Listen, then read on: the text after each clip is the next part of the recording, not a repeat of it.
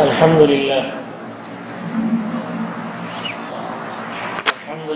نحمده ونستعينه ونستغفره ونؤمن به ونتوكل عليه ونعوذ بالله من شرور أنفسنا ومن سيئات أعمالنا من يهده الله فلا مضل له ومن يضلله فلا هادي له ونشهد أن لا إله إلا الله وحده لا شريك له ونشهد أن سيدنا ومولانا محمدا عبده ورسوله وصلى الله تعالى عليه وعلى آله وأصحابه أجمعين. أما بعد فأعوذ بالله من الشيطان الرجيم. بسم الله الرحمن الرحيم. أم حسبت أن أصحاب الكهف والرقيم كانوا من آياتنا عجبا إذ أوى الفتية إلى الكهف فقالوا ربنا آتنا من لدنك رحمة وهيئ لنا من أمرنا رشدا.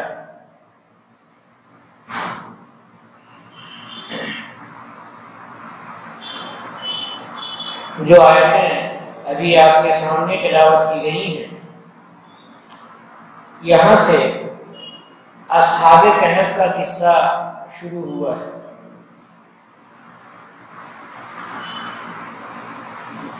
پہلے بتا دیا گیا تھا کہ سورۃ الکہف کے شان نزول میں بتایا گیا تھا کہ نضر ابن حارث اور عقبہ ابن ابی معیط کو مکہ والوں نے مدینہ بھیجا تھا کہ وہاں یہود رہتے ہیں اور عیسائی رہتے ہیں، ان لوگوں سے پوچھا جائے کہ جو نبی ہونے کا دعویٰ کر رہے ہیں ہمارے یہاں وہ صحیح ہے یا نہیں ہے، اور ان سے کچھ پوچھا جائے ان کی صداقت کے لیے۔ تو ان لوگوں نے کہا تھا کہ ان سے 3 سوال کرو، اگر وہ تینوں کا جواب دیں گے تب بھی جھوٹے، اور تینوں کا جواب نہیں دیں گے تب بھی جھوٹے، اور اگر 2 کا جواب دیں گے اور 1 کا جواب مبہم چھوڑ دیں گے تو وہ سچے نبی ہوں گے۔ چنانچہ رسول اللہ صلی اللہ علیہ وسلم نے ان سے وعدہ کیا کہ کل بتا دوں گا، لیکن رسول اللہ صلی اللہ علیہ وسلم نے انشاءاللہ نہیں کہا تھا۔ اللہ تعالیٰ کو انشاءاللہ کہنے کی تعلیم دینی تھی، اس لیے 15 دن کے بعد وحی نازل ہوئی اور 70,000 فرشتے اس سورت کو لے کر کے اترے تھے۔ تو یہاں سے ان 2 سوالوں میں سے پہلے سوال کا جواب ہے۔ ایک سوال تو یہ تھا ان کا، ایک سوال تو ان کا یہ تھا کہ وہ نوجوان کون ہیں، ان کا قصہ کیا ہے جو کسی غار میں چھپ گئے،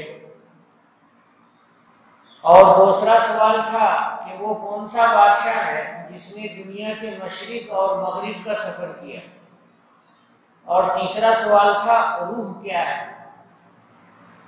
تو اللہ تعالیٰ کی طرف سے رسول اللہ صلی اللہ علیہ وسلم کو 2 سوالوں کا جواب بتایا گیا، یعنی اصحاب الکہف کے بارے میں بتایا گیا اور ذوالقرنین کے بارے میں بتایا گیا، اور جو تیسرا سوال تھا روح کیا ہے، جان روح کیا ہے، تو اس کے بارے میں صرف اتنا کہا گیا قُلِ الرُّوحُ مِنْ أَمْرِ رَبِّي، اے نبی آپ کہہ دیجئے کہ روح میرے اللہ کا حکم ہے، میرے پروردگار کا حکم ہے، اتنا کہہ دیجئے، اس کے آگے کچھ بھی نہیں۔ تو یہ جواب بالکل مبہم ہے کہ اللہ جانتے ہیں کہ کیا ہے، ہم نہیں جانتے ہیں کہ روح کیا ہے۔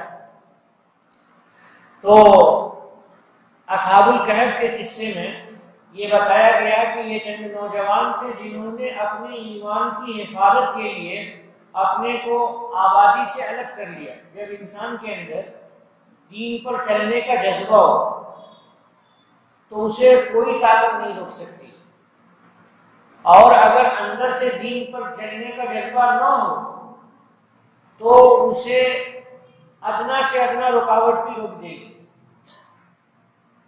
یہ یقینی بات ہے۔ اس پوری آبادی میں چند نوجوان فکر مند تھے، 7 نوجوان تھے، فکر مند تھے، ان کی فکر مندی نے ان کو بچا لیا، ان کے ایمان کو بچا لیا۔ تو یہ قصہ یہاں پر بیان کیا رسول اللہ صلی اللہ علیہ وسلم کے زمانے سے تقریباً 20 سال پہلے کا قصہ ہے. لکھا ہوا ہے تاریخ کی کتابوں میں، تفسیروں میں، کہ 250 عیسوی میں یہ لوگ غار میں گئے تھے، اور 550 میں یہ لوگ جگے. 250 میں یہ گئے اور 550 میں یہ جگے. رسول اللہ صلی اللہ علیہ وسلم کی ولادت 570 عیسوی میں ہوئی. تو حضور کی ولادت سے 20 سال پہلے ان کے جگنے کا واقعہ پیش آیا تھا. سونے کا واقعہ تو 300 سال پہلے پیش آیا تھا 250 میں. تو رسول اللہ صلی اللہ علیہ وسلم کے زمانے میں بھی یہ واقعہ بہت پرانا نہیں تھا. چنانچہ رسول اللہ صلی اللہ علیہ وسلم نے بتایا تھا کہ میرے صحابہ میں سے کچھ ایسے ہوں گے کہ جو ان کے غار کے پاس سے گزریں گے. چنانچہ حضرت امیر معاویہ رضی اللہ تعالیٰ عنہ کے بارے میں آتا ہے کہ وہ اس غار کے پاس سے گزرے تھے، تو انہوں نے کہا کہ ہم جا کر کے اسے دیکھنا چاہتے ہیں. تو حضرت عبداللہ ابن عباس رضی اللہ تعالیٰ عنہما نے ان سے کہا کہ آپ مت جائیے. اللہ کے نبی صلی اللہ علیہ وسلم کو بھی یہ کہا گیا تھا کہ اگر آپ دیکھیں گے تو پیٹھ پھیر کر بھاگ جائیں گے اور اسے دیکھ نہیں پائیں گے، کیونکہ روب ڈال دیا گیا ہے ان کے اوپر، روب کا پردہ ان کے اوپر ڈال دیا گیا ہے. لیکن حضرت ابی معاویہ نے کہا کہ وہ تو اس وقت کے لیے کہا گیا، رسول اللہ صلی اللہ علیہ وسلم کے لیے ارشاد فرمایا گیا ہے، لیکن کوشش کرنی چاہیے ہمیں دیکھنے کی. تو انہوں نے چند لوگوں کو بھیجا. جیسے اس غار کے پاس بھیجا تو اتنی تیز ہوا چلی کہ ان لوگوں کو واپس آنا پڑا. ہوا نے ان کو ڈھکیل کر کے پھینک دیا، دوسری طرف کر دیا، تو یہ جا نہیں سکے. غرض یہ کہ رسول اللہ صلی اللہ علیہ وسلم کے زمانے سے صرف 20 سال پہلے، حضور کے پیدا ہونے سے صرف 20 سال پہلے کا واقعہ ہے کہ جب حکومت اس زمانے میں مسلمان بادشاہ کی ہو گئی تھی. 300 سال پہلے مشرک بادشاہ کی تھی، لیکن جس وقت اصحاب کہف جگہ تھے تو اس وقت جو بادشاہ تھا وہ ایمان والا تھا. ایمان کا مطلب اس زمانے میں حضرت عیسیٰ علیہ السلام کے مذہب کے ماننے والے تھے، اور وہ اس وقت کے صحیح ماننے والے تھے. مگر بعض موت کے سلسلے میں، یعنی مرنے کے بعد دوبارہ زندہ ہونے کے سلسلے میں انہیں پریشانی اعتراض تھا. چند لوگ کہتے تھے کہ مرنے کے بعد زندہ ہونا ہے، اور چند لوگ کہتے تھے کہ مرنے کے بعد زندہ نہیں ہونا ہے. تو ان کے اختلاف کو دور کرنے کے لیے اللہ تعالیٰ نے اصحاب الکہف کو، ان کے اختلافات کو دور کرنے کے لیے اللہ تعالیٰ نے اصحاب الکہف کو زندہ فرمایا، یعنی نیند سے بیدار فرمایا، تاکہ ان کا اختلاف ختم ہو جائے. جب یہ معلوم ہوا کہ اصحاب الکہف جگ گئے ہیں، 300 سال کے بعد جگے ہیں، تو ظاہر سی بات ہے کہ ہر ایک کو یقین ہو گیا کہ انسان مرنے کے بعد دوبارہ زندہ ہوگا، کیونکہ نیند بھی آدھی موت ہے، اور ان کی نیند تو ایک معجزہ تھی. تو اس لیے اللہ رب العالمین نے ان کے اختلاف کو ختم کیا کہ چاہے انسان رات کو سوئے تب بھی اللہ ہی بیدار کریں گے، اور انسان مر جائے تب بھی اللہ ہی دوبارہ زندہ کریں گے. تو اللہ رب العالمین نے اصحاب الکہف کے اس میں یہ سبق رکھا، چنانچہ اختلاف ان کا ختم ہو گیا. اس زمانے کا بادشاہ جو اٹھنے کے بعد تھا اس کا نام بیدوسیس بتایا جاتا ہے. بیدوسیس یہ حضرت عیسیٰ علیہ السلام پر ایمان رکھنے والا، سچا ایمان رکھنے والا تھا، آج کے عیسائیوں کی طرح نہیں تھا. اور جس بادشاہ کے زمانے میں حضرت اصحاب الکہف کو بھاگنا پڑا تھا، آبادی کو چھوڑنا پڑا تھا اور غار میں چلے گئے تھے، وہ اس بادشاہ کا نام اوقیانوس بتایا جاتا ہے، وہ مشرک تھا. اب یہ غار کہاں پر ہے اس کے سلسلے میں کوئی تحقیقی بات نہیں معلوم. تفسیر ابن کثیر یہ حدیث شریف سے قرآن پاک کی تفسیر کرتے ہیں، بڑی محقق تفسیر ہے. وہ یہ کہتے ہیں کہ اس کی تحقیق کا کوئی فائدہ نہیں، کیونکہ تفسیر کا ایک قاعدہ ہے، ابہمو ما ابہمہ اللہ، اسے ویسے ہی غیر واضح چھوڑ دو، مجمل چھوڑ دو، جس چیز کو اللہ نے غیر واضح اور مجمل چھوڑا۔ اللہ رب العالمین نے تحقیقات نہیں بتائی ہیں تو اپنی طرف سے تحقیقات کے پیچھے نہ پڑو، کیونکہ جب تحقیقات کے پیچھے پڑو گے تو کوئی کہے گا یہ صحیح اور کوئی کہے گا وہ صحیح، اس طرح سے بات تحقیق تک نہیں پہنچے گی۔ چنانچہ اصحاب الکہف کے سلسلے میں بہت سے لوگوں نے مختلف قسم کی باتیں کہی ہیں، کیونکہ ایمان کی حفاظت کے لیے مختلف زمانوں میں لوگوں نے اپنی آبادی کو چھوڑ کر کے اور کسی پہاڑ کو اختیار کر لیا، کہیں پر کوئی چلے گئے، تو اس طرح کے بہت سارے واقعات پیش آئے چھوٹے چھوٹے۔ تو اصحاب الکہف کا واقعہ 300 سال کے بعد دوبارہ زندہ ہونے کا یہ ایک ہی واقعہ ہے، لیکن ایمان بچانے کے لیے کہیں پر کسی کا چلا جانا اور کسی پہاڑ پہ رہ جانا، کسی غار میں رہ جانا اور کسی سمندر کے کنارے چلے جا کر کے رہ جانا یا جنگلوں کو اختیار کر لینا، یہ ایسا رہا ہے۔ اور عیسائیت میں اس لیے بھی رہا ہے کہ عیسائیت میں رہبانیت ہے۔ رہبانیت کہتے ہیں ترک دنیا کو، کہ دنیا اور دنیا والوں کو سب کو چھوڑ کر کے وہ کٹیاں بنا لیتے ہیں، ایک مکان اور کمرہ، اور اسی میں جا کر کے رہتے ہیں اور زندگی بھر کسی سے ملاقات نہیں کرتے ہیں۔ تو ایسی چیز ان کے اندر ہے، عیسائیوں کے اندر ہے۔ اللہ رب العالمین نے یہ بات نہیں بتائی ہے، جیسا کہ قرآن پاک میں ہے کہ اللہ نے رہبانیت نہیں بتائی۔ اللہ نے تو یہ کہا تھا کہ مخلوق خدا سے اپنے کو الگ رکھو، اللہ رب العالمین کی طرف متوجہ رکھو، لیکن ان لوگوں نے ایسا کیا کہ اپنے کو جنگل میں بسنا شروع کر دیا اور کہیں پہاڑوں پہ بسنا شروع کر دیا، اور وہیں لوگ مر گئے تو وہیں پر ان کی قبر ہو گئی۔ تو اس طرح کے بہت سارے لوگ ہیں، واقعات ہیں، لیکن خاص قسم کا واقعہ جو اصحاب الکہف کا ہے وہ ایک ہی ہے، لیکن کہاں پر ہے قطعی طور پہ کچھ نہیں کہا جا سکتا۔ ابن کثیر رحمۃ اللہ علیہ کہتے ہیں کہ ان کی تحقیق کا کوئی فائدہ بھی نہیں ہے، کیونکہ ایک آدمی اپنے چند دلائل کی وجہ سے کہے گا کہ اصحاب الکہف کا مصداق یہ ہے جو فلاں جگہ ہے، فلاں ملک میں ہے، اور دوسرا آدمی اپنی عقل کے مطابق دلائل دے گا اور کہے گا اس وجہ سے قرآن کا مصداق وہ ہے۔ تو قرآن کا مفہوم کبھی ادھر جائے گا کبھی ادھر جائے گا، اس لیے اس کی تحقیق نہیں کرنی چاہیے، تحقیق میں نہیں پڑھنا چاہیے، کوئی فائدہ نہیں ہے۔ کیونکہ قرآن پاک میں قصے جو بیان کیے جاتے ہیں وہ صرف قصوں کا وہی جز بیان کیا جاتا ہے جو انسان کے فائدے کے لیے۔ قصہ بیان کرنا قرآن کا مقصد نہیں ہے، ہسٹری بیان کرنا قرآن پاک کا مقصد نہیں ہے۔ قرآن پاک کا مقصد ہے انسان کی ہدایت۔ تو انسان کی ہدایت کسی قصے کے کسی جز سے ہے تو اتنے ہی کو سلیکٹڈ یہاں پر قرآن پاک بیان کر دیتا ہے۔ قرآن پاک ہر قصے کی تفصیل کو نہیں بیان کرتا ہے اور ہر قصے کو ترتیب سے بھی نہیں بیان کرتا ہے، کیونکہ سامنے والا سننا چاہ رہا ہے، اس کے لیے کون سی بات مؤثر ہے اس ترتیب سے قرآن بیان کرتا ہے، قصوں کی ترتیب سے قرآن بیان نہیں کرتا ہے، سوائے حضرت یوسف علیہ السلام کے قصے کے۔ یوسف علیہ السلام کے قصے کو تو قرآن نے ترتیب سے بیان کیا ہے، لیکن اس کے علاوہ کسی اور قصے کو قرآن پاک نے ترتیب سے نہیں بیان کیا ہے، کیونکہ اس قصے میں ترتیب سے بیان کرنے کی وجہ سے ہی انسان کی توجہ متوجہ رہے گی اور انسان کا ذہن متوجہ رہے گا اور وہ اس سے ہدایت حاصل کر سکتا ہے۔ اور اللہ رب العالمین نے حضرت یوسف علیہ السلام کے قصے کو احسن القصص کہا ہے۔ غرض یہ کہ میں اصحاب الکہف کے بارے میں کہا جاتا تھا، چند لوگ ہیں، چند مفسرین ہیں اپنے، جیسے حضرت مولانا ابوالکلام آزاد صاحب رحمۃ اللہ علیہ، ان کی ترجمان القرآن ہے، اور جیسے مولانا حفظ الرحمان صاحب شیوانی رحمۃ اللہ علیہ، ان کی قصص القرآن ہے۔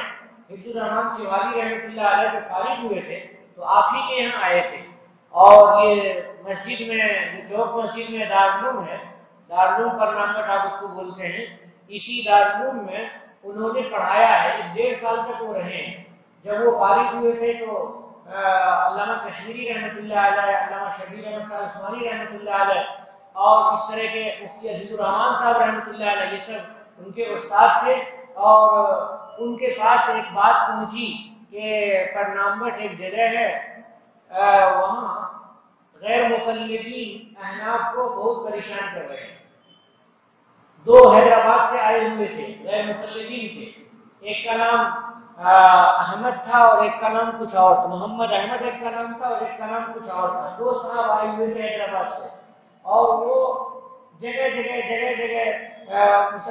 حنفیوں کو پریشان کرتے تھے اور ان کو کہتے تھے کہ تمہارا یہ غلط اور تمہارا یہ غلط، تمہارا یہ غلط۔ تو یہاں کے مسلمان بڑے ہوش مند تھے، انہوں نے محدث کبیر حضرت علامہ کشمیری رحمۃ اللہ علیہ سے اور دارالعلوم کے بڑے بڑے اساتذہ سے انہوں نے رابطہ کیا کہ ہم لوگ تجارت پیشہ لوگ ہیں اور ہمارے پاس مضبوط علم نہیں ہے، اس لیے آپ کسی عالم کو بھیجیے تاکہ ان سے ہم گفتگو کرائیں اور تاکہ اس بات سمجھ میں آئے کہ حق کیا ہے اور باطل کیا ہے۔ تو حضرت مولانا حفظ الرحمان صاحب سواری رحمۃ اللہ علیہ یہاں تشریف لائے، تو جو صاحب تھے احناف کے خلاف بولنے والے، ان کو کہا کہ آپ کہیں پر بھی بیٹھیں اور بیٹھ کر کے جو بھی آپ کو اعتراض کرنا ہے امام ابو حنیفہ رحمۃ اللہ علیہ کے مسلک پر، تو وہ اعتراض آپ بتائیں تاکہ اس کا جواب میں سوچوں اور میرے پاس اگر جواب ہو تو میں بتاؤں۔ تو وہ تیار ہوئے نہیں، بات کرنے کے لیے تیار نہیں ہوئے۔ تو مولانا نے بھی جو باتیں احناف لوگوں نے بتایا کہ فلاں چیز پر اعتراض کر رہے ہیں، فلاں چیز پر اعتراض کر رہے ہیں، تو مولانا نے ان باتوں کو سن کر کے ان باتوں کو بیان کرنا شروع کیا اور ان باتوں کے لیے مجلسیں شروع کی۔ جب مجلسیں شروع کی تو انہوں نے اپنی مجلسیں شروع کی، اپنی مجلسوں میں انہوں نے پھر مناظرے کا چیلنج کیا بہت۔ تو حضرت نے کہا کہ مناظرے کا چیلنج آپ جیسے کرنا چاہیں ویسے کر لیجئے، کسی جلسے میں جلسہ کر لیجئے اور سارے لوگ اس میں بیٹھیے اور آپ بھی بیٹھیے، اور میں ایک ہی تنہا آیا ہوا ہوں دیوبند سے، میں آپ کو بتاؤں گا۔ تو پھر وہ پیچھے ہٹ گئے، پھر انہوں نے لکھ کر کے بھیجا کہ میں آپ سے تحریری مناظرہ کرنا چاہتا ہوں۔ تو حضرت مولانا سیواری حفظ الرحمان صاحب سیواری رحمۃ اللہ علیہ نے کہا کہ ٹھیک ہے، اگر آپ تحریری مناظرہ کرنا چاہتے ہیں، کچھ لکھنا چاہتے ہیں، اعتراض کرنا چاہتے ہیں تو کیجیے۔ تو انہوں نے اپنے اعتراضات لکھ کر کے بھیجے، تو حضرت مولانا نے جواب بھیجا، پھر اس پر انہوں نے اعتراض کیا، پھر مولانا نے لکھ کر کے جواب بھیجا، اور اس کی کاپی اس زمانے میں تو زیروکس مشین کی تھی نہیں، اس کی کاپی نوٹ کر لی جاتی تھی، محفوظ کر لی جاتی تھی، چنانچہ ایک کتاب بن گئی، وہ پورا جو مباحثہ ہوا ہے وہ ایک کتاب بن گئی۔ اس کا نام رکھا انہوں نے حفظ الرحمان لمذہب النعمان۔ مولانا کا نام بھی حفظ الرحمان ہے لیکن اس کا نام بھی حفظ الرحمان ہی رکھا۔ حفظ الرحمان کا معنی اللہ کی حفاظت، حفظ الرحمان لمذہب النعمان، نعمان ابو حنیفہ رحمۃ اللہ علیہ کا نام ہے کہ امام ابو حنیفہ رحمۃ اللہ علیہ کے مسلک کی حفاظت کے لیے اللہ رب العالمین کی حفاظت اور اللہ کی نگرانی، یہ نام رکھا۔ اور یہ کتاب بہت مقبول ہوئی، بہت چھپی۔ ابھی گزشتہ بھی چند سال پہلے دارالعلوم دیوبند نے اس کتاب کو لے کر کے دوبارہ چھاپا ہے اور چھاپ کر کے سارے طلبہ کو انعام میں بانٹ کر کے دیا ہے۔ تو میں یہ کہہ رہا تھا کہ حضرت مولانا حفظ الرحمان صاحب سیواری رحمۃ اللہ علیہ یہ فارغ ہو کر کے آپ ہی کے یہاں آئے تھے اور دارالعلوم چوک میں وہ مدرس ہو گئے تھے اور 1.5 سال یہاں پر رہے، اس کے بعد یہاں سے تشریف لے گئے۔ تو انہوں نے بھی اپنی تفسیر میں جو لکھا ہے اس کو بھی میں سناتا ہوں۔ حضرت مولانا سلیمان ندوی رحمۃ اللہ علیہ، انہوں نے بھی تفسیر تو نہیں ہے لیکن ان کی ایک کتاب ہے عرض القرآن، اس میں بھی انہوں نے لکھا ہے۔ اور حضرت تھانوی رحمۃ اللہ علیہ نے بھی تفسیر حقانی سے لے کر کے لکھا ہے، اور تفسیر حقانی حضرت مولانا عبدالحق حقانی رحمۃ اللہ علیہ کی ہے، جو اب تو وہ علاقہ پاکستان میں ہے، اکھوڑا کھٹک بولتے ہیں، اکھوڑا کھٹک ایک جگہ کا نام ہے، وہاں مدرسہ ہے۔ تو وہاں کے وہ بانی ہیں اور دارالعلوم دیوبند کے مضبوط قسم کے فاضل ہیں۔ تو انہوں نے لکھا ہے، گویا کہ کئی لوگوں نے لکھا ہے کہ ایکا کے قریب ایک شہر ہے جس کا نام ہے ٹپرا۔ ٹپرا کو عربی میں بقرہ کہتے ہیں، اور اسی کو کسی زمانے میں افسوس کہا جاتا تھا، افسوس یا قرطوس یہ کہا جاتا تھا۔ تو اس شہر کا نام بتایا جاتا ہے کہ ٹپرا، جس کو بقرہ کہتے ہیں، اور یہ ایکا کے قریب ہے۔ اب یہ سب ہم لوگوں کے لیے اجنبی ہے، یہ سب جو نام بتائے گئے یہ کہاں پر ہیں، یہ ہم لوگوں کے لیے اجنبی ہے۔ اور موبائلوں میں جو چیزیں دکھائی جاتی ہیں کہ یہ فلاں جگہ اصحاب الکہف کا غار ہے اور فلاں جگہ ہے نہیں ہے، وہ آدمی جہاں پر جاتا ہے گھومنے کے لیے تو ویڈیو لے کر کے وہ ڈالتا ہے، وہ بڑی محقق قسم کی بات ہے نہیں۔ اس لیے چاہے جہاں کہیں بھی ہے، لیکن چند نوجوان تھے، اس سے ہمیں سبق ملتا ہے کہ اپنے ایمان کی حفاظت کے لیے سب کچھ کرنا چاہیے۔ اس نوجوانوں نے اپنے گھر کو چھوڑا تھا، اپنے ماں باپ کو چھوڑا تھا، اپنے مال دولت کو چھوڑا تھا، ہر چیز کو چھوڑ کر کے ایمان کی حفاظت کی تھی۔ تو ہمیں ایمان کی حفاظت کرنی چاہیے، اور ایمان کی حفاظت کے لیے ہمیں جو کچھ کرنا ہے سو کرنا چاہیے۔ ایسا نہ ہو کہ ہمارا ایمان کمزور ہو جائے، ایسا نہ ہو کہ ہمارا مسلک کمزور ہو جائے، ایسا نہ ہو کہ ہمارا عمل خراب ہو جائے۔ غرض یہ کہ حضرات اصحاب الکہف کا یہاں سے قصہ بیان کر رہے ہیں۔ اللہ تعالیٰ فرماتے ہیں ام حسبت ان اصحاب الکہف والرقیم کانوا من آیاتنا عجبا، اے مخاطب کیا تو یہ خیال کرتا ہے کہ کہف والوں کا قصہ اور رقیم والوں کا قصہ یہ ہماری نشانیوں میں سے عجیب ہے، اچنبھے والی ہے، تعجب خیز ہے، حیرت انگیز ہے؟ کیا ایسا تو سمجھتا ہے؟ یعنی جو یہودی کہتے تھے کہ ایسا سوال کرو گے کہ وہ جواب نہیں دے سکیں گے، تو کیا تم ایسا تعجب خیز سوال کرنا چاہتے ہو؟ مشرکین کہتے تھے کہ ایسے سوالات ہم نے لے کر کے آئے ہیں کہ ان سوالوں کا جواب یہ محمد دے نہیں سکیں گے اور ان کا جھوٹا ہونا ظاہر ہو جائے گا۔ اور جب حضور نے کہا کل دوں گا جواب اور 15 دن تک جواب نہیں آیا، تو اور سب لوگوں نے تالیاں بجائیں کہ بغلے بجانے لگے کہ اب تو یہ جواب دے نہیں سکیں گے اور یہ لاجواب ہو گئے، یہ جھوٹ بولتے ہیں کہ ہمیں اللہ بتا رہے ہیں، بتائیں گے اور جبریل بتائیں گے اور وہی ہمارے پاس آتی ہے اور ہم نبی ہیں۔ تو اس طرح سے رسول اللہ صلی اللہ علیہ وسلم کو کے اوپر جو انہوں نے سوال ڈالا تو سمجھ رہے ہیں کہ بہت بھاری قسم کا سوال ہے۔ ارے اللہ رب العالمین کی کائنات ہے اور اللہ کائنات کا سارا علم رکھتے ہیں اپنے پاس میں، تو اس قصے کا بھی علم اللہ تعالیٰ کے پاس ہے، اس کا بھی ریکارڈ اللہ رب العالمین کے پاس ہے، تو اللہ ضرور بتا دیں گے۔ تو فرمایا اذ اول الفتیۃ الی الکہف، جب وہ چند نوجوان، اچھا یہاں ایک لفظ آیا رقیم، اصحاب الکہف، کہف کے معنی تو غار کے غار والے، اور رقیم کا لفظ آیا۔ رقیم کے سلسلے میں 4 اقوال ہیں۔ ایک قول یہ ہے کہ رقیم اس لکھی ہوئی تختی کو کہتے ہیں، لکھی ہوئی تختی کو کہتے ہیں۔ میں نے بتایا تھا کہ وہ تختی بادشاہ نے لکھوا کر کے خزانے میں رکھ رکھی تھی کہ یہ چند نوجوان غائب ہو گئے ہیں اور پتہ ہی نہیں ہے کہ یہ کہاں گئے ہیں۔ اور دوسرا قول یہ ہے کہ وہ تختی لکھ کر کے غار کے منہ پہ رکھ دیا تھا، بعد میں رکھا تھا جب ان کو دفن کر دیا گیا اور مسجد بنا دی گئی، جیسا کہ قصے میں آگے آئے گا۔ تو غار کے منہ پہ وہ تختیوں میں ان کے نام لکھ کر کے رکھ دیے گئے تھے۔ تیسرا قول یہ ہے کہ پہاڑ کے نیچے کی وادی کا نام ہے، یا تو پہاڑ کا نام ہے جہاں پہ ان کی قبریں ہیں، اور یا وہی پہاڑ کے نیچے کی جو وادی ہے اس کا نام ہے۔ بعض لوگ کہتے ہیں کہ شہر کا نام ہے رقیم۔ تو اس طرح کے اقوال ہیں، چند اقوال ہیں۔ تو میں یہ سمجھتا ہوں کہ یہ سارے اقوال ہو سکتا ہے کہ جگہ کا نام ہو۔ آج تو ہم جگہ کا نام معلوم نہیں کر سکتے ہیں کہ جگہ کا نام بدلتا رہتا ہے، ہماری حکومت بھی ہے کہ جگہ کا نام بدلتی رہتی ہے، اور ہر حکومت میں کچھ نہ کچھ اس قسم کی چیزیں رہتی ہیں کہ فلاں جگہ کا نام یوں تھا تو یوں کر دو اور یوں تھا تو یوں کر دو۔ مسلم بادشاہ آیا تو مسلم انداز کا نام ہوا، غیر مسلم بادشاہ آیا تو غیر مسلم انداز کا نام ہوا۔ تو اس کے بارے میں نہیں معلوم کیا جا سکتا کہ یہ واقعتاً رقیم کے معنی وہی پہاڑ کا نام ہے یا وادی کا نام ہے یا شہر کا نام ہے یا تختی کا نام ہے یا اس تختی کا نام ہے جو غار کے اوپر تھے یا اس تختی کا نام ہے جو خزانے میں رکھی ہوئی تھی۔ لیکن رقیم کے معنی لکھی ہوئی چیز، لکھی ہوئی چیز۔ تو بہرحال یہ اصحاب الکہف کے نام سے لکھے ہوئے۔ وَإِذْ أَوَلْ فِتْيَةٌ، جب یہ نوجوان غار کے پاس آئے تو ان نوجوانوں نے کہا رَبَّنَا آتِنَا مِن لَّدُنْكَ رَحْمَةً وَهَيِّئْ لَنَا مِنْ أَمْرِنَا رَشَدًا، اے ہمارے پروردگار ہمیں اپنی طرف سے مہربانی عطا فرمائیے اور ہمارے لیے ہمارے کاموں میں رہنمائی عطا فرمائیے، رہنمائی طے کر دیجئے، تیار کر دیجئے۔ یعنی اللہ رب العالمین سے یہ نوجوان دعا کر رہے ہیں کہ ہم گھر بار چھوڑ کر کے آئے ہیں ایمان بچانے کے لیے، اللہ ہمارے ایمان کی حفاظت فرمائیے، اپنی رحمت کے ذریعے ایمان کی حفاظت فرمائیے۔ تو اللہ رب العالمین نے ان نوجوانوں کو کہا بلکہ ان نوجوانوں نے مشورہ کیا، ان کے دل میں یہ بات آئی کہ ہم لوگ چلتے ہیں، پہاڑ میں غار ہے، اسی میں بیٹھیں گے، اسی میں رہیں گے۔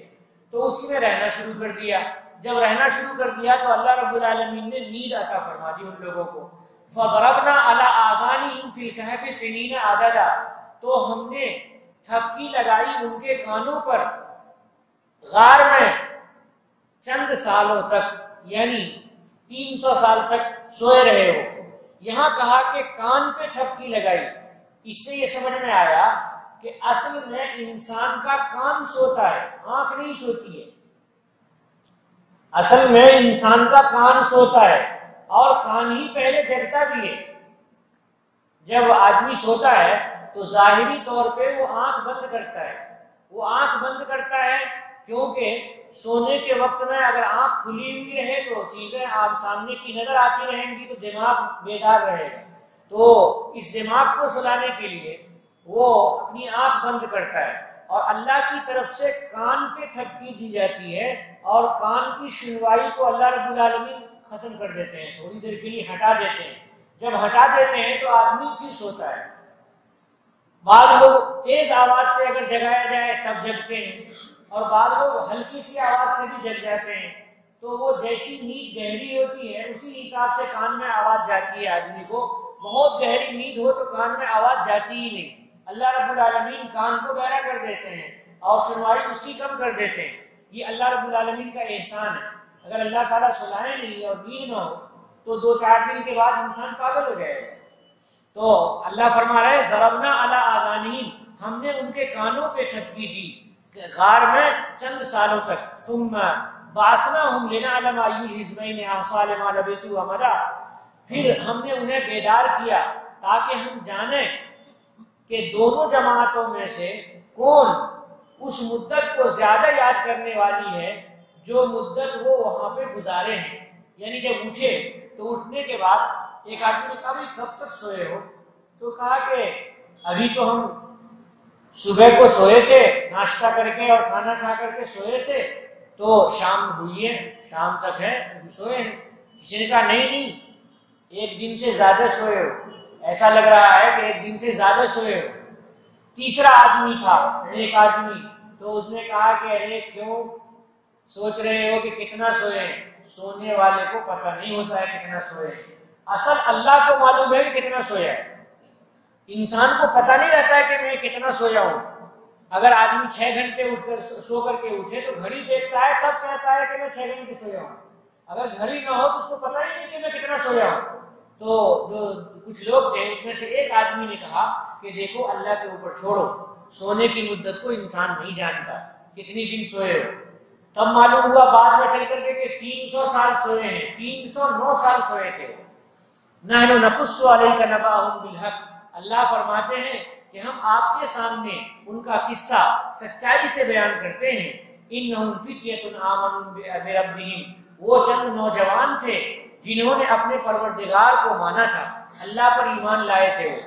وزدناہم ھدی، اور ہم نے انہیں ہدایت میں بڑھایا تھا۔ اللہ ہدایت میں بڑھاتے ہیں بندوں کو، بندہ صرف ارادہ کرتا ہے اور اللہ تعالیٰ ہدایت میں بڑھاتے ہیں۔ اس لیے آپ نے دیکھا ہوگا کہ کچھ لوگ مضبوط ہوتے ہیں، عمل کے عقیدے کے مضبوط ہوتے ہیں، وہ اللہ تعالیٰ کی طرف سے ہدایت ان کی بڑھی ہوئی ہوتی ہے، اور کچھ لوگ کمزور ہوتے ہیں، مثلا آپ نماز پڑھ رہے ہیں اور کوئی اہل حدیث آپ کے بازو میں آ کر کے یوں بول دے گا کہ تمہاری نماز نہیں ہوئی۔ تو بھئی کیوں نماز نہیں ہوئی؟ تو تم نے یہاں پہ ہاتھ نہیں باندھا، تمہاری نماز نہیں ہوئی، تم نے زور سے آمین نہیں کہی، تمہاری نماز نہیں ہوئی اس لیے کہ تم نے رفع یدین نہیں کیا۔ تو آدمی سوچتا ہے کہ ارے ٹھیک ہے تم جو کہہ رہے ہو بتاؤ کیسے ہوگی، اب وہ اپنی پڑیا ڈالتا ہے کہ ایسے نہیں ہوئی اور ایسے نہیں ہوئی، حضور کا نام بار بار لے گا، سنت کا نام، حدیث کا نام بار بار لے گا، تو آدمی سوچتا ہے حضور کی محبت میں اور دین کی محبت میں ٹھیک ہے تو کل سے تمہارے جیسی نماز پڑھ لیں گے۔ وہ پھسل گئے۔ یہ کیوں پھسلتا ہے آدمی؟ اللہ کی طرف سے ہدایت میں کمی رہتی ہے اس کے دل میں، اس لیے پھسل جاتا ہے۔ اور جس کے اندر مضبوطی رہتی ہے کہ اے اللہ ہمیں صراط مستقیم عطا فرمائیے، ہم نادان ہیں، ہم جانتے نہیں ہیں کہ حق اور باطل کیا ہے، اللہ ہمیں صراط مستقیم دیجیے۔ جو بندہ صرف اللہ سے مانگتا رہتا ہے تو اللہ تعالیٰ اس کو مضبوط کر دیتے ہیں، وہ مضبوط رہتا ہے۔ تو یہ جو نوجوان تھے، اللہ نے زدناہم ہدی، اللہ فرماتے ہیں ہدایت میں ہم نے ان کو بڑھا دیا تھا، ہدایت میں وہ کمزور نہیں تھے، تبھی تو انہوں نے ایمان بچانے کے لیے سب کو چھوڑ دیا، ورنہ کون چھوڑتا ہے سب کو ایمان بچانے کے لیے۔ وَرَبَطْنَا عَلَىٰ قُلُوبِهِمْ إِذْ قَامُوا، اور ہم نے ان کے دل کو باندھ دیا جب وہ کھڑے ہوئے۔ یہاں پر مفسرین کہتے ہیں کہ بادشاہ جو مشرک تھا وہ ان سے پوچھتا تھا کہ تم لوگ صرف ایک اللہ کو کیوں مانتے ہو؟ تو ان لوگوں نے کہا کہ بھئی اللہ ہی تو خالق ہے، رب السماوات والارض ہے، تو کس کو مانیں گے؟ کیا تمہارے بتوں کو مانیں گے، تمہارے مندر میں جائیں گے پوجا کرنے کے لیے؟ تو اس وقت بادشاہ کے سامنے کوئی چیز بولنا اس وقت ہوتا ہے انسان کا جب دل مضبوط رہتا ہے۔ تو اللہ کہہ رہے ہیں ہم نے ان کے دل کو مضبوط کر دیا تھا جب بادشاہ کے سامنے وہ بول رہے تھے۔ بعض لوگ یہ کہتے ہیں کہ معاشرے میں سارے لوگ مشرک تھے اور یہ چند نوجوان تھے تو بول نہیں پاتے تھے، لیکن اللہ رب العالمین نے جب دل کو مضبوط کر دیا تو بالکل ڈنڈے کی چوٹ پہ کہتے تھے کہ ہم اللہ کو ایک مانتے ہیں، تم نہیں مانتے ہو تو جاؤ، ہم اللہ کو ایک ماننے والے ہیں، ایک ہی اللہ کے سامنے سجدہ کرنے والے ہیں، تم نہیں مانتے ہو تو جاؤ۔ تو دل کو اللہ نے مضبوط کر دیا۔ دل کی مضبوطی رب العالمین کی طرف سے ہوتی ہے، تو دل کی مضبوطی مانگنا چاہیے۔ یا مقلب القلوب ثبت قلبی علی دینک، ثبت قلبی علی طاعتک، اے اللہ آپ دل کو پھیرنے والے ہیں، ہمارے دل کو مضبوط کر دیجیے اپنی اطاعت اور فرمانبرداری پر۔ جب بندہ اللہ سے کہتا ہے مضبوط کر دیجیے، ٹھہرا دیجیے، تو ایسا بندہ گمراہ نہیں ہوتا ہے۔ تو نوجوان کہتے تھے، ان لوگوں نے کہا ربنا رب السماوات والارض، ہمارے پروردگار آسمان و زمین کے پروردگار ہیں، ہم اللہ کے علاوہ کسی کی پوجا نہیں کریں گے، کسی کی عبادت ہم نہیں کر سکتے ہیں۔ لقد قلنا اذا شططا، اگر ہم نے ایسا کہا تو ہم بڑی بیجا بات کہنے والے ہوں گے اور حد سے نکلی ہوئی بات کہنے والے ہوں گے، یعنی شرک کرنے والے ہوں گے، توحید کو چھوڑنے والے ہوں گے۔ غیر مقلد حنفی کو گمراہ کرنے کے لیے کہے گا کہ یہ چیز شرک ہے، یہ شرک ہے، آدمی شرک سے ان سے ڈرتا ہے کہ بھائی شرک ہے تو کیسے کریں گے، نہیں کریں گے ہم، تو اس طرح سے گمراہ کرنے والے ہوتے۔ قادیانی بھی ایسے آتے گمراہ کرنے کے لیے، یہ مہدوی بھی ایسے آتے گمراہ کرنے کے لیے، ہماری طرف ایک شکیل بن حنیف آیا ہے گمراہ کرنے کے لیے، وہ بھی ایسے ہی کر رہا ہے۔ تو بھائیو دین کو بچائے رہو، ایمان کو بچائے رہو اور مضبوط رہو صراط مستقیم پر۔ اللہ رب العالمین نے صراط مستقیم دے رکھی ہے، تو اللہ کے دین کو مضبوطی سے تھامنے کا ارادہ کرو اور اللہ سے ہدایت مانگو کہ اے اللہ جو صحیح ہے، جس سے آپ راضی ہیں، اس کو ہم چاہتے ہیں اور اسی پہ ہمیں جمع کر کے رکھیے، اللہ رب العالمین قبول فرمائیں گے۔ کسی کے ضد سے کہنے کی وجہ سے کہ یہ شرک ہے، شرک تھوڑی نہ ہو جاتا ہے۔ حیدرآباد میں ہمارے ایک دوست ہیں، وہ عملیات وغیرہ کرتے ہیں، ان کا پیشہ نہیں عملیات کا، لیکن کوئی آتا ہے تو کرتے ہیں۔ تو ایک اہل حدیث صاحب کے گھر میں پریشانی ہوئی، وہ ان کے پاس پہنچے کہ ہمارے گھر میں یہ پریشانی ہے، ایسا ایسا ہے۔ تو اکیلے پہنچے تھے، تو کہنے لگے کہ آپ تو اہل حدیث ہیں اور آپ بیان کرتے ہیں کہ تعویذ گنڈا جائز نہیں ہے اور جھاڑ پھوک جائز نہیں ہے جو آپ کہتے ہیں۔ تو بولے مول صاحب ہم اسے ہی کہتے ہیں، ہمیں اتنی بڑی پریشانی ہے کہ آپ ہمیں دیکھ لیجئے اور جو کچھ جیسے دینا ویسے دیجیے، ہم ایسا کریں گے۔ وہ ہم ویسے ہی بولتے ہیں، ویسے ہی کہتے ہیں۔ یہ ہے ان کا پھسلنا، یہ ان کا پھسلنا ہے، یہ اندر کی بات ہے کہ بھائی تعویذ گنڈوں میں جو شرک ہے وہ شرک ہے، اس کو کون کہتا ہے کہ کرنے کے لیے؟ ایک مندر میں پنڈت جی ہے اور وہ بتوں کے نام پہ تعویذ لکھتا ہے، اس کو کون کہے گا کہ تم گلے میں پہنے ہو؟ وہ تو ناجائز نہیں ہے۔ اور مسلمان بھی ایسا نہیں ہے کہ سارے تعویذی گنڈے پہنتے رہتے ہیں۔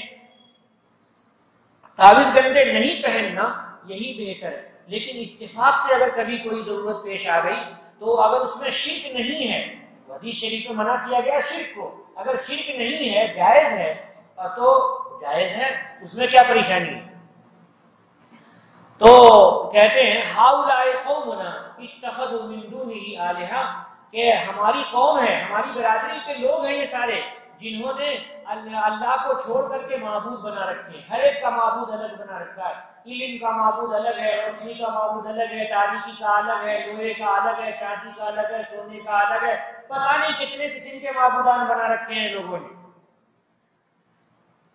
لولا یاتون علیہم بسلطان بین، یہ ان کے اوپر کیوں کھلی دلیل نہیں لے آتے ہیں؟ یعنی شرک کے اوپر کوئی دلیل کسی کے پاس نہیں ہے، کوئی کتاب اللہ کی نہیں ایسی نازل ہوئی ہے جس میں لکھا ہو کہ تم شرک کرو، جس میں لکھا ہو کہ اللہ کو ایک نہ مانو، جس میں لکھا ہو کہ مورتی کی پوجا کرو، جس میں لکھا ہو کہ تم لات عزا اور منات کے سامنے جھکو جیسا کہ خانہ کعبہ میں جھکتے تھے سب۔ فمن اظلم ممن افترى على الله كذبا، اس سے بڑا ظالم کون ہو سکتا ہے جو اللہ کے خلاف جھوٹ باندھتا ہے؟ اس سے بڑا کوئی ظالم نہیں ہوگا جو اللہ کے خلاف بولے، یعنی اللہ کہے کہ یہی صحیح ہے اور اس کی یعنی بتوں کی پوجا ہی صحیح ہے اور شرک ہی صحیح ہے اور دلیل کچھ بھی نہیں، تو یہ گویا کہ اللہ کے اوپر الزام باندھنا ہے۔ وَإِذِ اعْتَزَلْتُمُوهُمْ وَمَا يَعْبُدُونَ إِلَّا اللَّهَ فَأْوُوا إِلَى الْكَهْفِ يَنشُرْ لَكُمْ رَبُّكُم مِّن رَّحْمَتِهِ وَيُهَيِّئْ لَكُم مِّنْ أَمْرِكُم مِّرْفَقًا۔ کہتے ہیں کہ جب نوجوان بیٹھے تھے آپس میں انہوں نے مشورہ کیا کہ بھائی دیکھو، جب ہم لوگ آ گئے ہیں آبادی سے باہر اور ایمان کی حفاظت کرنی ہے تو ہم لوگوں کو اس غار میں چلے جانا چاہیے، گھر ور ہم لوگوں کے تو چھوٹ گئے، تو یہی جانا چاہیے اور وہیں بیٹھ کے ہم لوگوں کو اللہ کی عبادت کرنی چاہیے، وہیں پہ رہنا چاہیے۔ وَإِذِ اعْتَزَلْتُمُوهُمْ، جب تم سب لوگ الگ ہو گئے ہو آبادی سے اور اپنے گھر بار سے، وَمَا يَعْبُدُونَ إِلَّا اللَّهَ، اور ان کے معبودوں سے الگ ہو گئے ہو، مگر اللہ رب العالمین ایسے معبود ہے جن سے الگ نہیں ہوئے ہو، تو تمہیں اللہ کی عبادت کرنی ہے تو چلو غار میں، اللہ تعالیٰ تمہارے پروردگار تمہارے لیے اپنی رحمت کو پھیلا دیں گے، اللہ تمہارے اوپر رحمت اپنی پھیلا دیں گے اور تمہارے لیے اللہ تیار کریں گے تمہارے معاملے میں آسانی، یعنی اللہ آسان تمہارے لیے آسانی پیدا کر دیں گے۔ آدمی جب پریشان ہوتا ہے نا، گھر چھوڑ دیا، پیسے چھوڑ دیے اور سب چھوٹ گیا تو طرح طرح کی پریشانی آتی ہے۔ آج بھی دیکھیے جو لوگ اسلام قبول کرتے ہیں تو ان کا سب کچھ چھوٹ جاتا ہے، کتنے پریشان ہوتے ہیں۔ تو یہ دعا کر رہے ہیں کہ ہم لوگ اپنی ایمان بچانے کے لیے آئے ہیں تو انشاءاللہ اللہ آسانی پیدا کریں گے۔ مشکل کے بعد آسانی ہے، ہر مشکل کے بعد آسانی ہے۔ وَتَرَى الشَّمْسَ إِذَا طَلَعَتْ تَزَاوَرُ عَنْ كَهْفِهِمْ ذَاتِ الْيَمِينِ وَإِذَا غَرَبَتْ تَقْرِضُهُمْ ذَاتَ الشِّمَالِ، کہ سورج جو تھا وہ ایسے، یہ غار کا جو منہ تھا وہ ایسے تھا، یہ پورب ہے، یہ پچھم ہے، اور یہ اتر ہے، یہ دکن ہے، تو غار کا جو منہ تھا، غار ایسے بنا ہوا تھا اور اس میں یہ لوگ لیٹے تھے۔ تو جب سورج آتا تھا تو ادھر سورج طلوع ہوا اور ادھر جا کر کے غروب ہوا، تو طلوع ہونے کے وقت میں جب وہ سامنے آتا تھا تو اللہ رب العالمین دھوپ سے بچا لیتے تھے ان کو، اور جب غروب ہونے کے وقت میں بھی سورج ہوتا تھا تو اس وقت بھی اللہ تعالیٰ ان کو دھوپ سے بچا لیتے تھے اور ان کو کروٹ بھی بدلنے کی توفیق دیتے تھے، کیونکہ یہ مکمل مرے نہیں تھے، جیسے انسان سوتا ہے ویسے سوئے ہوئے تھے، تو کروٹ بھی بدلتے تھے۔ اسی کو کہہ رہے ہیں کہ تم دیکھو گے سورج کو جب وہ طلوع ہوتا ہے تو غار ان کے غار سے دائنی طرف کو ہٹ جاتا ہے، اور جب غروب ہوتا ہے تو ہٹ جاتا ہے، کترا جاتا ہے بائیں طرف کو۔ اللہ رب العالمین کے ہاتھ میں سورج بھی ہے اور اللہ رب العالمین کے ہاتھ میں اصحاب الکہف بھی ہیں، تو اور سورج کو بھی اللہ تعالیٰ نے حکم دے رکھا ہے کہ کترا جانا، ایسا نہ ہو کہ ان کو دھوپ لگ جائے تمہاری، اور دھوپ لگے گی تو پھر ان کے اندر تبدیلی آ جائے گی، پریشان ہوں گے وہ۔ وَهُمْ فِي فَجْوَةٍ مِّنْ، اور وہ ایک غار میں تھے، فجوتن کے معنی کشادہ، ایک کشادہ جگہ میں تھے۔ ذَلِكَ مِنْ آیَاتِ اللَّهِ، یہ اللہ کی نشانی ہے، جسے اللہ تعالیٰ ہدایت دیتے ہیں تو وہی ہدایت پاتا ہے، اور جسے اللہ تعالیٰ راستے سے ہٹا دیتے ہیں تو وہ اپنے لیے کسی دوست کو نہیں پاتا ہے اور کوئی ہدایت دینے والے کو نہیں پاتا ہے۔ وَتَحْسَبُهُمْ أَيْقَاظًا وَهُمْ رُقُودٌ، اور فرماتے ہیں کہ اور تم اے مخاطب تم انہیں جگا ہوا محسوس کرو گے حالانکہ وہ سو رہے ہیں، تم ان کو دیکھو گے تو ایسا کہ جیسے کہ آنکھ کھلی ہوئی ہوگی یا جیسے کہ وہ ان کے بدن میں حرکت ہوگی، تو سمجھو گے کہ نیند نہیں آئی ہوئی ہے، حالانکہ نیند آئی ہوئی ہے۔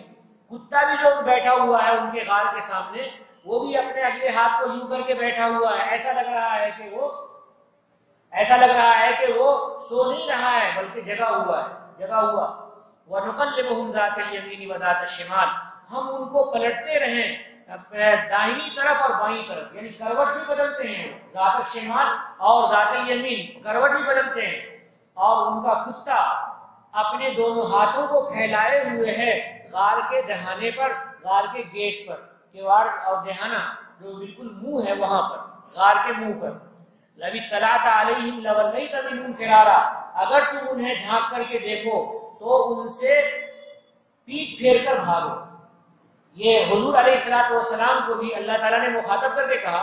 تو حضرت عبداللہ ابن عباس رضی اللہ تعالیٰ عنہ نے حضرت امیر معاویہ کو یہی آیت یاد دلائی کہ جب حضور کو اللہ تعالیٰ نے کہا کہ ان کو جھانکو گے تو پیٹ پھیر کے بھاگ جاؤ گے تو نہیں جانا چاہیے وہاں دیکھنے کے لیے. وَلَمُلِئْتَ مِنْهُمْ رُعْبًا، اور تم بھر جاؤ گے ان سے دھاک کی وجہ سے، ڈر کی وجہ سے. روب کے معنی ڈر اور دھاک، ڈر سے تم بھاگ جاؤ گے اور ڈر بھر جائے گا تمہارے سینے میں.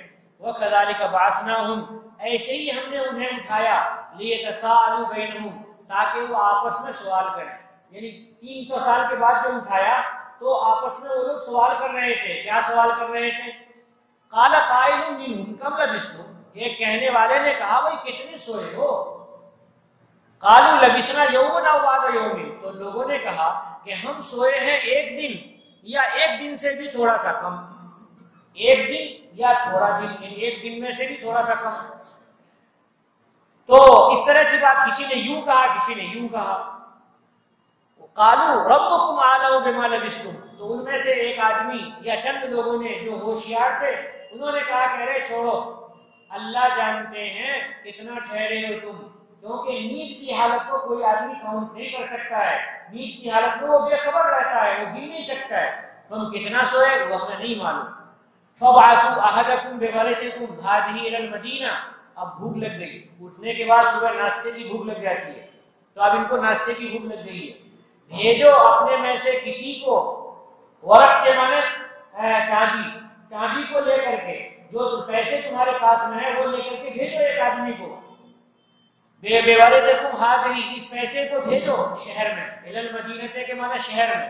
یہ شہر کون سا ہے؟ یہی جو میں نے آپ کو بتایا کہ شہر کا نام افسوس تھا یا ترتوس تھا. اس شہر میں جا کر کے بھیجو. فَلْيَنْظُرْ، وہ دیکھے، أَيُّهَا أَزْكَىٰ طَعَامٍ، کون کھانا حلال ہے، زیادہ حلال کھانا کون ہے. مسلمان کو سب سے زیادہ فکر یہ رہتی ہے کہ کھانا حلال کھائے. اب مشرک ہے تو مشرک کا ذبح کیا ہوا گوشت تو کھا نہیں سکتے مسلمان. اور یہ جو سوئے تھے تو اس وقت سوئے تھے جب بادشاہ مشرک تھا، سارے لوگ مشرک تھے، تو مشرک کا تو گوشت وغیرہ کھا نہیں سکتے ہیں. تو کہا کہ بھائی دیکھ حلال کھانا لانا. فَلْيَأْتِكُمْ بِرِزْقٍ مِّنْهُ، تو وہاں سے روزی لے کر کے آئے تمہارے لیے. وَلْيَتَلَطَّفْ، اور نرم نرم گفتگو کرے، ایسا نہ ہو گرم گفتگو کرے تو جھگڑے ہو جائیں گے. بالکل چپ چاپ جائے اور کہے بھائی یہ سامان دے دو اور لے لے اور چپ سے چلا آئے، کیونکہ ان کو ڈر لگا ہوا تھا کہ یہ لوگ پکڑیں گے تو پھر مار دیں گے، پتھروں سے مار کے ختم کر دیں گے.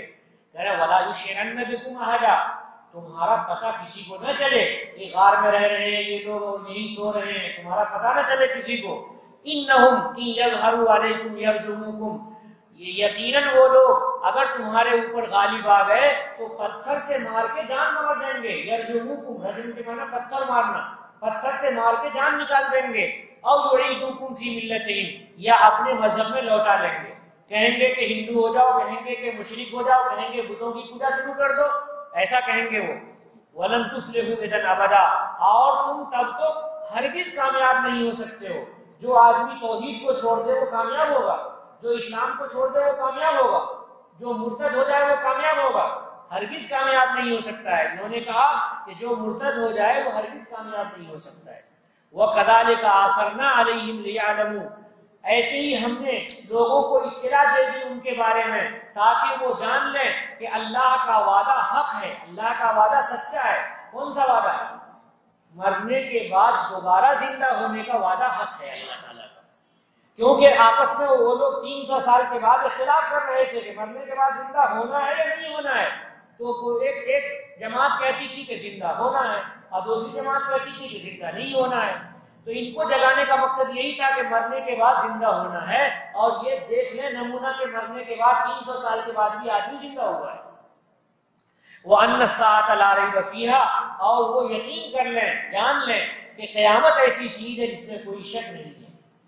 اِذْ يَتَنَازَعُونَ بَيْنَهُمْ أَمْرَهُمْ، جب وہ لوگ آپس میں اپنے معاملے میں اختلاف کر رہے تھے تو وہ کہہ رہے تھے کہ ان کے اوپر تعمیر کر دو، ان کے اوپر ایک مکان بنا دو جو یادگار مکان ہو۔ قَالُوا ابْنُوا عَلَيْهِمْ بُنْيَانًا، ان پر ایک مکان بنا دو جو مکان بہت اچھا ہو اور جو یادگار مکان ہو۔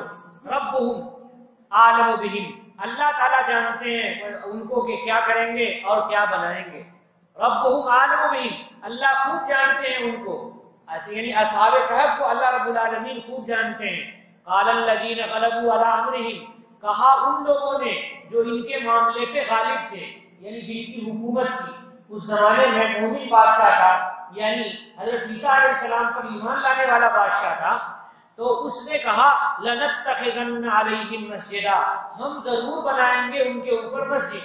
تو اصحاب الکہف کے قریب میں اللہ ان بادشاہ نے مسجد بنائی ہے۔ وَسَيَقُولُونَ ثَلَاثَةٌ رَابِعُهُمْ كَلْبُهُمْ، اب وہ لوگ کتنے تھے اس میں اختلاف تھا، کچھ لوگ کہتے ہیں کہ 3 تھے، چوتھا ان کا کتا تھا، اور کچھ لوگ کہتے ہیں کہ 5 تھے، چھٹا ان کا کتا تھا۔ رجم بالغیب، یہ بن دیکھے ڈھیلے مار رہے ہیں، بن دیکھے تیر چلا رہے ہیں، یعنی ان کو صحیح علم نہیں ہے۔ وَيَقُولُونَ سَبْعَةٌ ثَامِنُهُمْ كَلْبُهُمْ، اور کچھ لوگ ایسے ہیں جو کہتے ہیں 7 تھے اور 8واں ان کا کتا تھا۔ حضرت عبداللہ ابن عباس رضی اللہ تعالیٰ عنہ فرماتے ہیں کہ اللہ رب العالمین نے رجم بالغیب اوپر والوں کے لیے کہا ہے جو 3 کہتے ہیں اور 5 کہتے ہیں، لیکن جو لوگ کہتے ہیں کہ 7 تھے ان کے رجم بالغیب نہیں کہا اللہ تعالیٰ نے، تو زیادہ امکان یہ ہے کہ یہ 7 تھے اور 8واں ان کا کتا تھا، یہ قول زیادہ مضبوط ہے حضرت عبداللہ ابن عباس رضی اللہ تعالیٰ عنہما کی تفسیر کے مطابق۔ قل ربی اعلم بعدتہم، کہیے کہ میرے پروردگار ان کی گنتی کو جانتے ہیں کہ وہ کتنے تھے۔ ما یعلمہم الا قلیل، وہ لوگ نہیں جانتے ہیں ان کو، نہیں کوئی نہیں جانتا ان کو مگر تھوڑے۔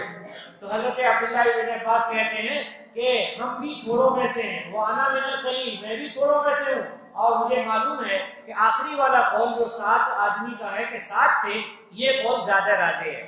فلا تمہارے فیہم الا مرام ظاہرا، اب حضور سے کہا جا رہا ہے کہ مشرکین آپ سے سوال کرنے کے لیے آئے تھے، تو مشرکین سے آپ جھگڑا نہ کریں، مشرکین سے آپ کوئی اور بات نہ کریں۔ فلا تمہارے فیہم الا مرام ظاہرا، تو ان سے بحث نہ کریں مگر ظاہری بحث، یعنی سیدھی سیدھی بات آپ بتا دیں اور بتانے کے بعد خاموش ہو جائیں، ورنہ لوگ اس پر الٹی سیدھی باتیں بڑھاتے رہیں گے، ان کو تو ماننا ہے نہیں، دین اسلام کو قبول کرنا ہے نہیں، وہ الٹی سیدھی باتیں بنائیں گے۔ وَلَا تَسْتَفْتِ فِيهِمْ مِنْهُمْ أَحَدًا، اور ان کے سلسلے میں ان لوگوں سے کچھ بھی نہ پوچھیں، کسی سے نہ پوچھیں کہ تو تم لوگوں کو کچھ اور بھی معلومات ہے یا نہیں ہے، اس کے بارے میں کیا لوگ جانتے ہیں، تاریخ میں کیا لکھا ہے، یہ سب مت پوچھیں ان سے۔ وَلَا تَقُولَنَّ لِشَيْءٍ إِنِّي فَاعِلٌ ذَلِكَ غَدًا، اور اب فرما رہے ہیں کسی بھی کام کے لیے یہ نہ کہیں آپ کہ اس کو میں کل کرنے والا ہوں، إِلَّا أَن يَشَاءَ اللَّهُ، مگر یہ کہ اللہ تعالیٰ چاہیں۔ وَاذْكُرْ رَبَّكَ إِذَا نَسِيتَ، اپنے پروردگار کو یاد کیجئے جب آپ بھول جائیں، یعنی انشاءاللہ کہنا بھول جائیں تو پھر اس کو جب یاد آ جائے تو کہہ لیں۔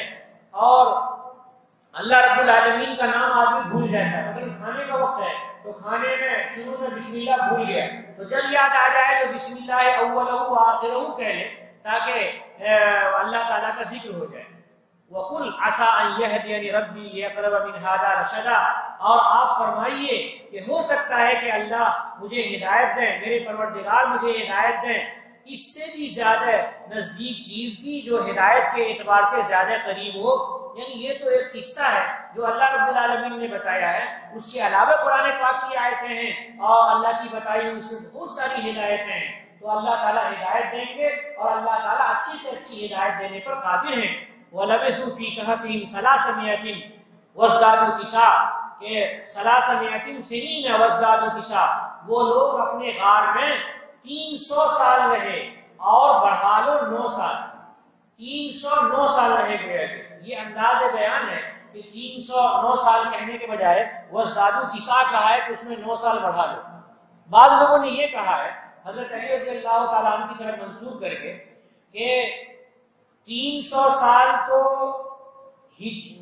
عیسوی کے لحاظ سے اور 309 سال ہجری کے لحاظ سے، یعنی چاند کے لحاظ سے 309 سال بنے گا اور شمسی لحاظ سے سورج کے لحاظ سے 300 سال بنے گا۔ لیکن جو لوگ حساب باریکی سے کر کے دیکھتے ہیں تو یہ قول ٹھیک نہیں معلوم ہوتا ہے، اس کی سند کمزور ہے۔ قل اللہ اعلم بما لبثوا لہ غیب السماوات والارض ابصر به واسمع ما لهم من دونه من ولی ولا یشرک فی حکمہ احدا۔ آپ کہیے کہ اللہ تعالیٰ خوب جانتے ہیں اس مدت کو جتنی مدت کو ٹھہرے، جیسے ان میں سے نیک لوگوں نے کہا تھا کہ بھئی کتنی دیر تک ہم سوئے تھے، اللہ کی طرف پھیر دو، تو آپ بھی کہیے کہ اللہ ہی جانتے ہیں کہ کتنی دیر تک رہے۔ 300 سال تک کسی ایک جگہ کسی آدمی کا سویا رہنا یہ بہت بڑی بات ہے۔ اللہ کی قدرت ہے کہ جس قدرت نے ان سب کو محفوظ رکھا تھا۔ اللہ ہی کے لیے آسمانوں اور زمین کی چھپی ہوئی باتیں ہیں، کتنے اچھے دیکھنے والے ہیں اللہ، کتنا اچھا سننے والے ہیں اللہ۔ اللہ کے علاوہ کوئی دوست نہیں ہے ان کا، اور اللہ ولا یشرک فی حکمہ احدا، اللہ اپنے فیصلے میں کسی کو شریک نہیں کرتے ہیں، اللہ اپنے فیصلے میں کسی کو شریک نہیں کرتے ہیں۔ وآخر دعوانا الحمد للہ رب العالمین۔